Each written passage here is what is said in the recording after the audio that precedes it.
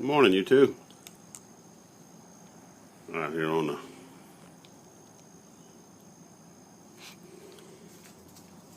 rainforest patio, and on a Saturday morning, it's about 7:15. Having some coffee and a pipe. I'm smoking my Ordor Bent Dublin, one of my favorite pipes, and smoking some Stonehaven this morning. You can see the plants are doing well. Vine and spinach was really late this year. I don't know why it took a long time to take off, but it's coming on. And it's real heat tolerant, so I don't have to worry about the heat. I believe I'm going to pull up those cucumbers in that column and put in some pole beans and see if I can make a mess or two. You can see the bananas in the back are coming on. Tried to add a little color to the plant variety this year. Don't know exactly what that is. I know it's a tropical type plant, but it's got the yellows and greens and reds in it. And then I got a hibiscus there that has three different, I think a red, a pink, and a yellow.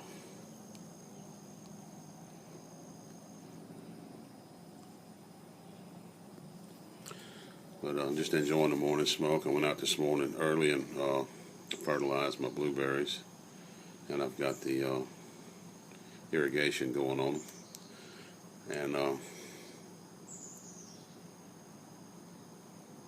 they really set a lot of new growth this time of year after they bear fruit for the following year. So they are really adding, a lot of new growth. So I try to fertilize them once a week from now until I'll do it until 1st of October, until they really start, the leaves start turning color and they start dropping them. But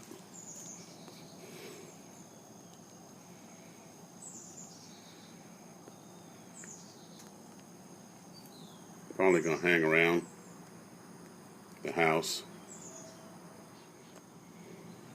Had a little technical difficulty I had to take care of, but like I said, probably not going to go to the camp today.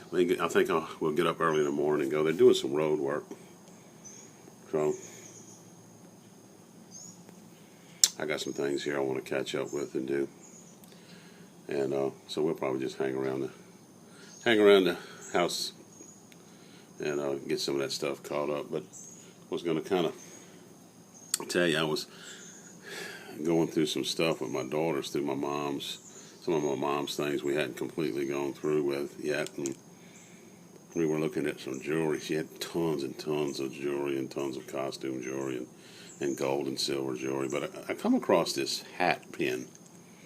It's a pin that was shaped like it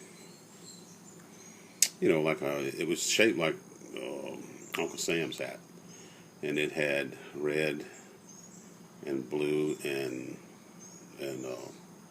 diamond type, fake stones, and it's just costume. And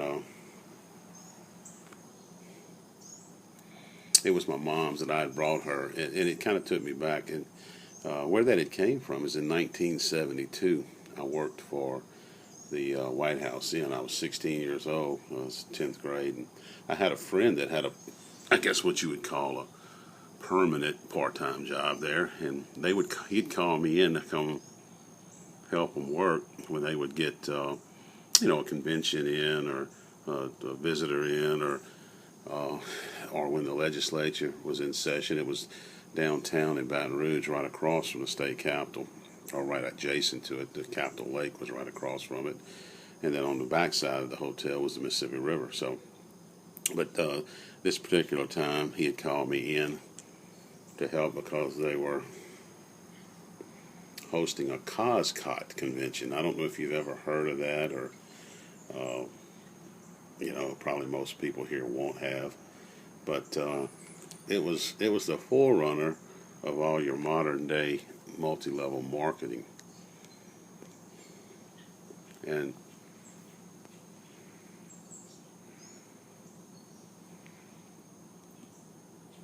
trying to get the pipe going again.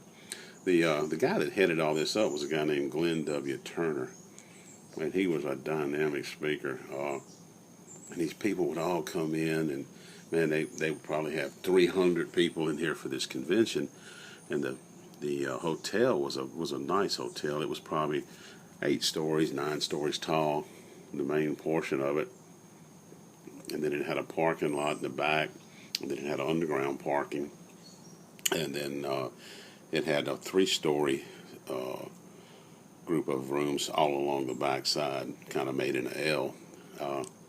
But it was attached to what they called Independence Hall, and Independence Hall was a big hall where they had all the rock concerts here in Baton Rouge. And I got to see a bunch of them. That'll be another story, I guess, I can tell about the White House then. And give you an idea, Jimi Hendrix played there in 1968. The Who played there. It brought in some big name bands.